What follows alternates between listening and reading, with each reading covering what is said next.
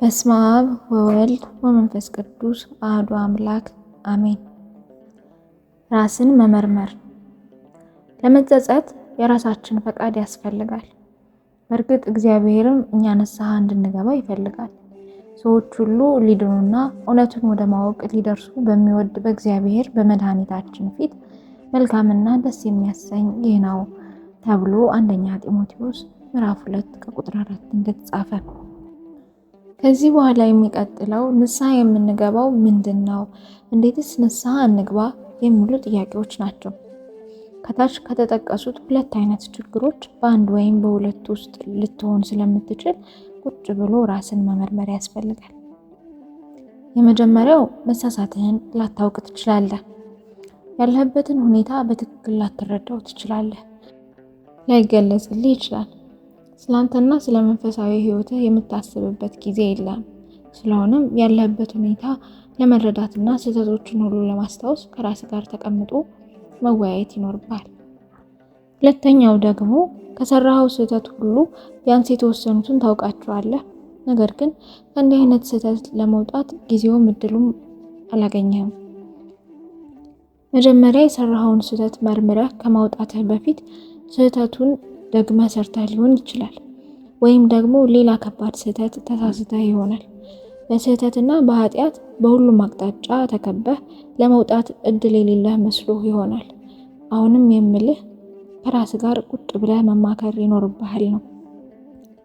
ታሞ መታመሙን የማያውቅ ወይም ደግሞ መታመሙን የሚያውቅ ግን ግልጽ የሆነ ምርመራ የሚያስፈልገውን ሰውን ትመስላለህ።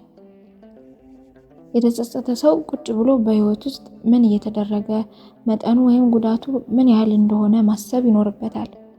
ለመዳን የፈውስ መድኃኒቱ ምን እንደሆነና እንዴትና መቼ መጠቀም እንዳለበትም ማወቅ ይኖርበታል። ይህ ብቻ ሳይሆን መድኃኒቱን ማግኘት ያለበት በሽታውንና መድኃኒቱን በአግባቡ የሚያውቅ ባለሙያ መሆኑን እርግጠኛ መሆን አለበት። የታመመው ሰው መድኃኒቱን መጀመር ያለበት ለበሽታው መንስኤ ከሆኑት ነገሮች ተቆጥቦ ነው። አንዳንድ ጊዜ ለእንዲህ አይነት ህይወት መንስኤ ከሆኑ ሰዎችም መራቅ ይኖርበታል። እንዲህ ያሉ ሰዎችን መንፈሳዊነታችንን ልንገልጽላቸው ይገባል። ከራስ ጋር ለመወያየት ጊዜ መስጠት ጥቅሙ ምንድን ነው? እንዴትስ ወደዚህ ሁኔታ እንመጣለን? የሚሉ ጥያቄዎች ሊኖሩ ይችላሉ። የዚህ ጊዜ ዓላማ ለመጸጸትና መንፈስን ለማንጻት ነው። ድክመቶችህንና ኃጢአትህን ለመፈለግ እንዲሁም ራስህን ለመውቀስ ይህን ጊዜ ያስፈልጋል። ለውድቀትህ ምክንያቶች ነቅሰህ መውጣት አለብህ። ውጫዊ ሆነው የተጫኑህን ወይም ደግሞ ከውስጥ ሆነው ኃጢአትን እንድትሰራ ያስገደዱህን ምክንያቶች ከምንጫቸው ማወቁ አስፈላጊ ነው። እነዚህ ተጽዕኖዎች ልማዳዊ ወይም ደግሞ የሌሎች ሰዎች ተጽዕኖ ሊሆኑ ይችላሉ። እነዚህን ችግሮች ለማስወገድና ካለህበት ሁኔታ ለመውጣት መጣር አለብህ። ራስህን በምትመረምርበት ጊዜ ኃጢአትህንና ድክመቶችህን ለእግዚአብሔር ትገልጣቸዋለህ። ድክመቶችህን የምትገልጣቸው ከሱ ኃይል ለማግኘት ነው። ከኃጢአትህ የምትጸጸተው ደግሞ ከእግዚአብሔር ይቅርታን ለማግኘት ነው። ነቢዩ ዳዊት እንዳለው በተሰበረ ልብ ሆነህ ስትጸልይ ኃጢአትህንና ድክመትህን ገስጻቸው። በሂሶጵ እርጨኝ እነጻማለሁ፣ እጠበኝ ከበረዶም ይልቅ ነጭ ሆናለሁ ተብሎ መዝሙር 51 ከቁጥር 7 ላይ እንደተጻፈው። ከዚህ በኋላ ራስህን ከዚህ ሁኔታ ታወጣና ወደ ንስሐ አባት ሄደህ ንስሐ ትገባለህ።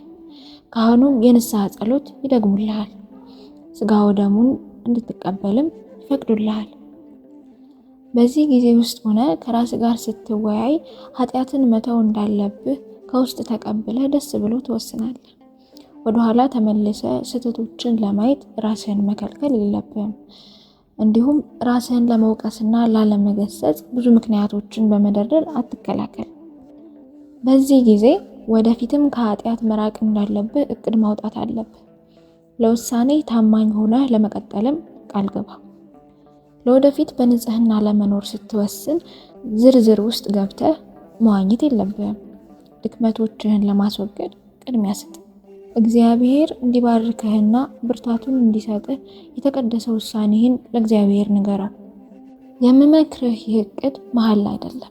ብዙ ሰዎች በእግዚአብሔር ፊት ቃል ገብተው ነገር ግን መፈጸም አልቻሉም። ባለመፈጸማቸው ቃል ባልገባ ኑሮ ብለው ይመኛሉ፣ ይጸጸታሉ።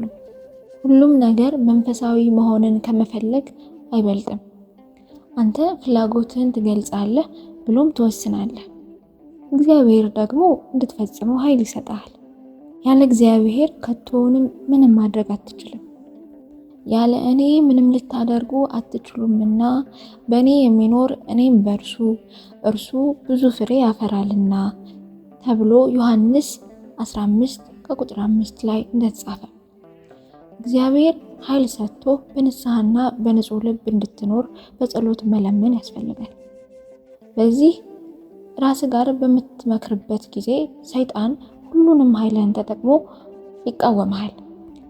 ለዚህም 2 ምክንያቶች አሉት። የመጀመሪያው ራስህን በመረመርክ ጊዜ ድክመቶችህን አውቀህ እንደምትጸጸትና ከእርሱ እጅ እንደምታመልጥ ስለሚያውቅ ይፈራል። ሁለተኛው ደግሞ ራስህን በመረመርክ ጊዜ እግዚአብሔር ካንተ ጋር እንደሚሆን መንፈሳዊ ኃይልም እንደምታገኝና ድል እንደምታደርገው ስለሚያውቅ ይፈራል። ራሳቸውን የመረመሩ ሰዎች ተጸጽተው ከእርሱ እንደራቁ ሰይጣን ያውቃል። ለምሳሌ የጠፋውን ልጅ ራሱን ለማየት ጊዜም ፍላጎትም አልነበረውም። ነገር ግን ከራሱ ጋር ተቀምጦ ራሱን በመረመረ ጊዜ ያለበትን ሁኔታ የሚመረምረውን እውነትም ተረዳ። ምን ያህል እንደተጎዳ ማወቀ። እንዲህም አለ፣ እንጀራ የሚተርፋቸው የአባቴ ሙያተኞች ስንት ናቸው? እኔ ግን ከዚህ በረሃብ እጠፋለሁ። ይሁን እንጂ ያለበትን መጥፎ ሁኔታ መረዳት ብቻውን በቂ አይደለም። ከመፍትሄ ጋር መሆን ይኖርበታል። ስለሆነም ልጁ እንዲህ አለ፣ ተነስቼ ወደ አባቴ እሄዳለሁና አባቴ ሆይ በሰማይና በፊትህ በደልኩ፣ ወደፊት ልጅ ልባል አይገባኝም፣ ነገር ግን ከሙያተኞች እንዳንዱ አድርገኝ ይለዋለሁ።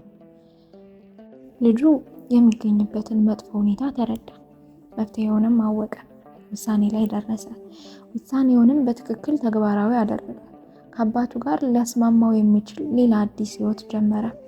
ከራሱ ጋር ሆኖ ራሱን ባይመረምር ኖሮ ከውሳኔ ለመድረስ እንዲሁም ለመጸጸት፣ ለመመለስና ከአባቱ ጋር ለመታረቅ አይችልም ነበር። ስለሆነም ሰይጣን ሰዎች ራሳቸውን እንዳያዩ 2 መንገዶችን በመጠቀም ይሰራል። የመጀመሪያው ራሳችንን ለማየት እንዳንቀመጥ የሚያደርግበት መንገድ በግል ወይም በቤተሰብ ጉዳዮች እንድንጠመድ በማድረግ ነው። እነዚህ ነገሮች ወደ ራስህ እንዳትመለስ ያደርገዋል። በልደት ቀን ስለ አዲስ ዓመት ወይም ስለሚመጣው የበዓል ቀን ከቤተሰብ ጋር እንዴት ማሳለፍ እንዳለብን ልናስብ እንችላለን። ካለፈ በኋላ ደግሞ በትዝታ እንኖራለን።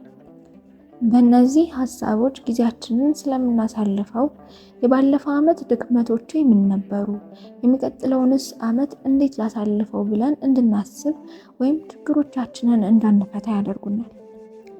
ሰይጣን የመጀመሪያው መሰናክል ካላዋጣው ወደ 2ኛው ይሄዳል።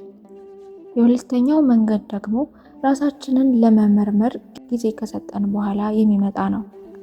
ይህ ስልት ራሳችንን ለመመርመር ጊዜ መስጠታችን ጥቅም እንዳይኖረው ማድረግ ነው። ራሳችንን እየወቀስን እንዳንጸጸት የተለያዩ ትዝታዎችንና ስሜቶች ውስጥ ሆነን እንድናሳልፍ ያደርገናል።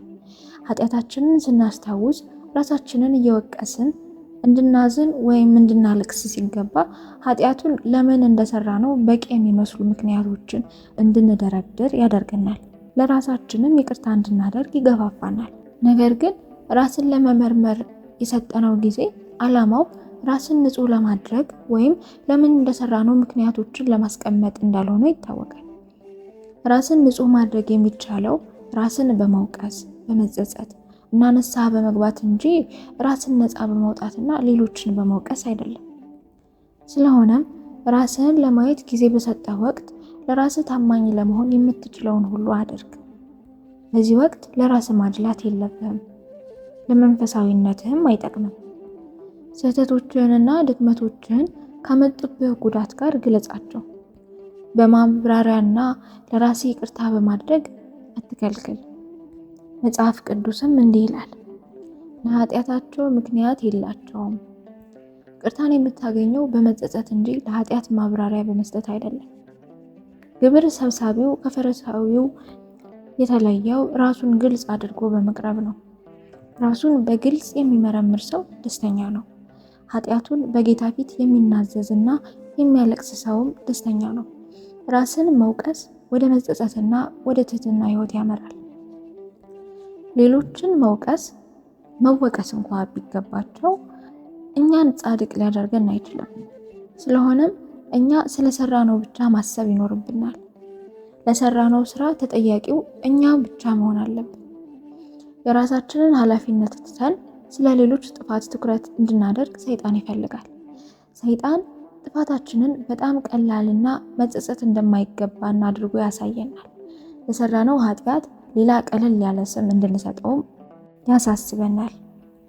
በኃጢአታችን ይራቀቅበታል።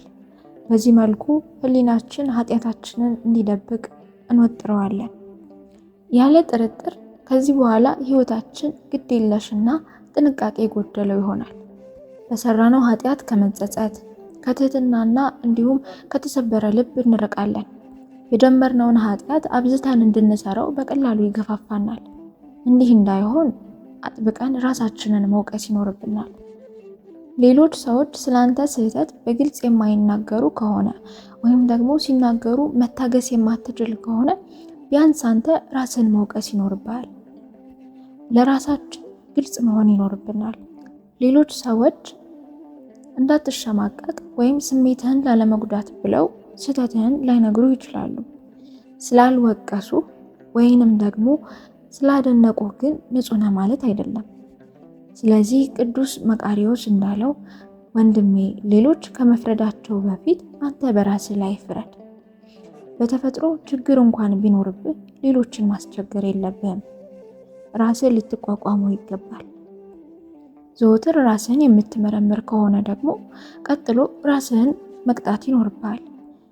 እንዲህ ካደረግ ከእግዚአብሔር ቅጣት ትድናለህ።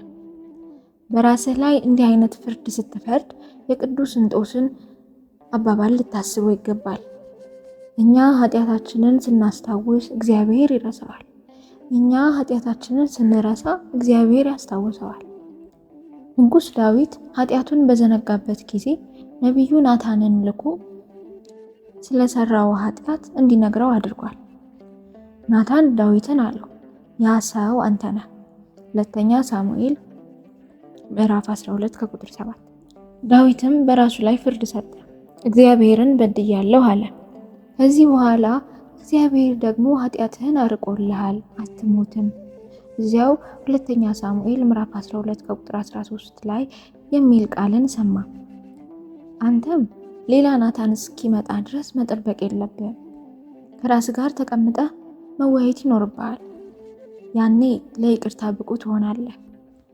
ምስጋና ይሁን አንድ አምላክ ለሆነ ለአብ ለወልድ ለመንፈስ ቅዱስ አሜን።